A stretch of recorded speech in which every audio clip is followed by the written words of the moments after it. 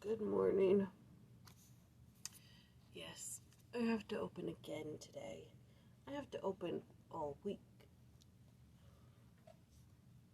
I hate COVID. Alright, what's today, the 18th? Yes, today is the 18th. It's going to be a long week. Okay. And I will make of thee a great nation, and I will bless thee, and make thy name great, and thou shalt be blessed, and I will bless them that bless thee, and curse him that curseth thee. And in thee shall all families of the earth be blessed. Genesis 12, 2-3.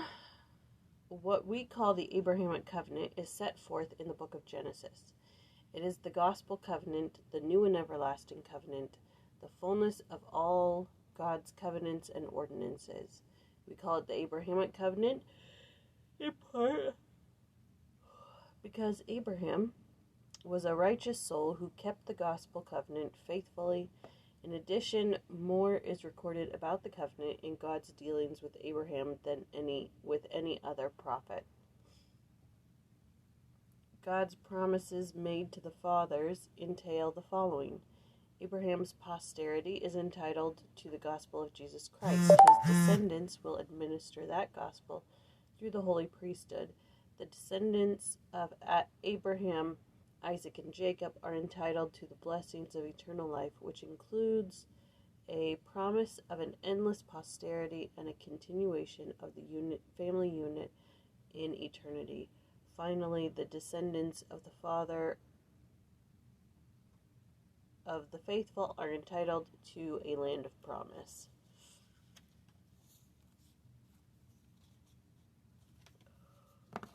Oh, there you go. Okay, so today is Genesis 5:17-32. Finishing up that, and then the rest of the week we're spending in Moses 6. Little tiny snippets, but that's okay, because I'm going to be so tired. Okay, enough. I'm not going to complain. Everything's fine. I'm great. Just great. Super great. Okay. In these verses, more genealogy. It mentions Enoch, Methuselah, and Noah is where we end the chapter. So,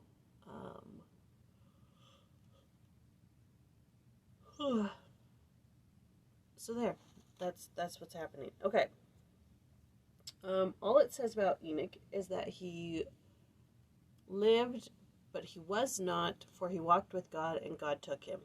That's all it says. So Joseph Fielding Smith has written concerning Enoch. Very little is known by the world concerning the great prophet Enoch, who is mentioned in the Bible only in Genesis 4 and 5 of the Old Testament, and Luke 3:37, Hebrews 11:5, and Jude 1:14 of the New Testament. However, the writers of both the Old Testament and the New Testament indicate that Enoch was so righteous that he was translated. Modern scriptures and revelations provide much additional information on this great man, including some of his writings. His life and teachings are of particular importance to the Latter-day Saints, because Enoch was able to prepare a people who became so righteous they were actually taken off the celestial earth so they could live a terrestrial order. In a somewhat similar manner, a people must be prepared in these latter days to be worthy to live at least a terrestrial order, so they will be able to live with Jesus Christ when he comes on the earth to rule in power and great glory. This Methuselah is mentioned in the Old Testament only in this chapter of Genesis, but is referred to several times in other scriptures. See D&C and Moses. He is generally considered to have lived longer on the earth without translation than any other man, 969 years. Doctrine and Covenants 10750 indicates Methuselah was 100 years old when he was ordained under the hand of Adam. Doctrine and Covenants 10753 mentions that the high priest Methuselah was present when Adam called his righteous posterity into the valley of Adam on Diamon.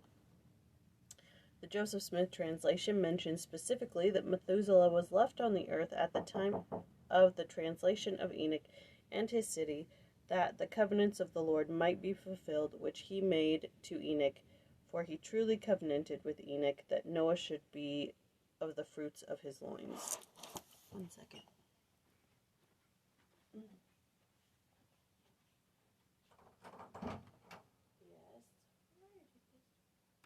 You don't have toothpaste?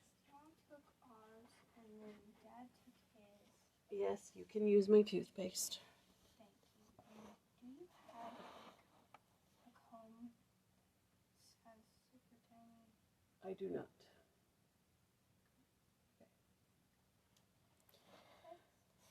All right. Let's see. We could read more about Enoch, but I feel like Moses chapter 6 is going to talk about it, and we're going to get into that the rest of the week, so we can skip over that. We can go straight into verse 29. In the pre-earthly existence, Noah was known as Gabriel, and after he was born on the earth, proved faithful to the Lord and survived the flood. He was placed next in authority to Adam in the priesthood. He was called of God and was the father of all living in this day, and to him was given the dominion. And that's from Joseph Smith. I guess we're going to learn more about that later.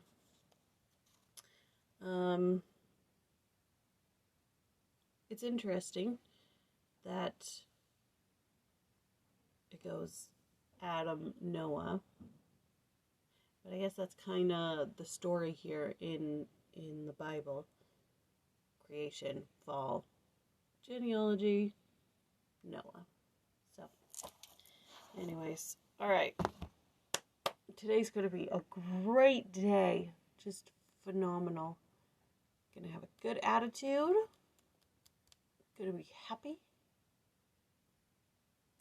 All right. That was Genesis 5:17 through 32. We will see you tomorrow.